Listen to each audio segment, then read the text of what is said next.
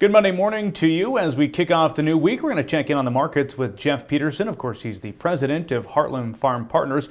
Jeff, before we dive into what's going to be a busy week here for the markets, want to look back to last Thursday and talk about the WASDE report. Any big surprises for you as we look back on that? Yeah, I think there was a few surprises. We start off first on the corn yield and actually for the bean yield too. That 174.6 on the yield side. We knew that it was a different process, but that came in lower than what we thought, and as a result, they adjusted, ending stocks. But as we suspected, one of the other surprises, Bryce, on the corn side for the 2021 crop is they also did reduce the exports of 100 million bushels. Now, we normally see when there's a reduction in production, we see a reduction also on the demand, but we think down the road that number will have to go back up higher. It was glad for us to see the reduction coming out of Brazil. We don't want to see Brazil hurt, but ultimately they did reduce their production also. We think down the road, though, that is going to mean even higher export demand for the U.S.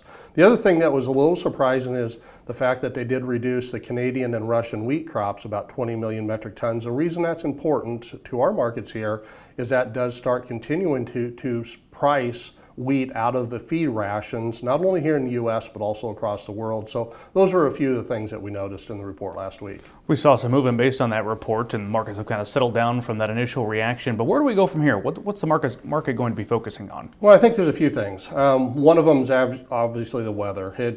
This weather we're having right now reminds us of kind of where we were last year. The crop was looking pretty good. Then Iowa got a big windstorm, and then ultimately we didn't end up getting much for finishing rains. Now there is some rains out there in the forecast, but we're going to endure some warm conditions in the northern plains and part of the western corn belt this week. So it's focused on the weather and how this crop is going to finish.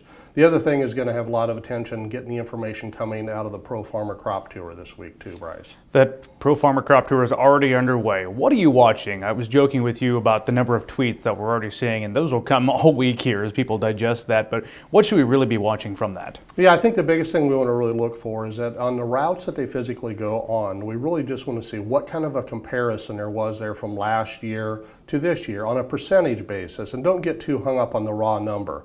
We know that physically they've got two legs of the tour going on today, one left in the eastern corn belt out of Columbus, Ohio, the other left out of Sioux Falls, South Dakota, is making its way on towards Grand Island.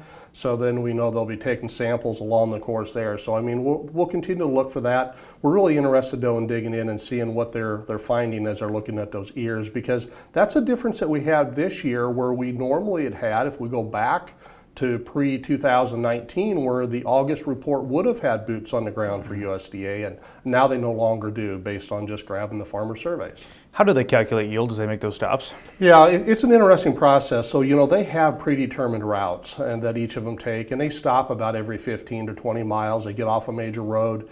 As they approach, say, like a cornfield, for instance, they'll walk past the end rows. They'll go in about 35 steps.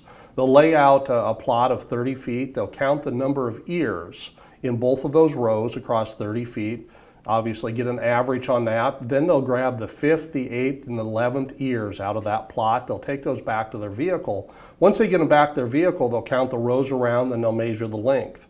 Then what they'll do is they'll take the average number of ear count they had out of that original 30-foot plot. They'll take that then times their average ear length in inches. They'll take that times the number of rows around, and then they'll divide by 36, and that ultimately will end up giving them their yield on the corn side. That's the same process that they ultimately use every year. As we get into this market, as you talked about those factors you're watching, how do you balance what USDA is saying with some of these reports coming out from the tour? How do you try to balance all that in your position? Yeah, so what we end up doing is that, first of all, once we get a new crop report out, we go back and we calculate that stocks to use percentage and say, okay, what do the fundamentals look like? Then at that point, we're looking forward and saying, okay, from a technical perspective, where do we have support? Where do we have resistance? And then what we're watching this time of year is that any of those type of in-field observations that are coming to the marketplace about what yields are, we're factoring those back against where they would have been the previous years. And usually most of these that are getting much attention have had previous year results. And then obviously with the weather side, we're continuing to see how is this finish of this crop look. So that's how we bring it all together to be able to say, hey, do we think this market's going higher or lower? But the thing that's a little bit unique this year, we also have to be aware of is we also have to watch those basis levels, because what we know, even though we think about the remaining old crop, basis will continue to make its way down to where new crop is. New crop basis will continue to work its way back up towards where the current old crop basis is. A lot of things to keep an eye on. Jeff, before I let you go, last week you were part of the Nebraska Extension Soybean Management Field Days with the Nebraska Soybean Board. You traveled across the state. Any observations from you as you did travel across the state? Yeah, a few things that we did notice is that, as you'd expect, the crop is variable. There's some areas that look really good. The consistency across all of them was we talked to a lot of great farmers. They just reinforced the fact that they are the world's best producers.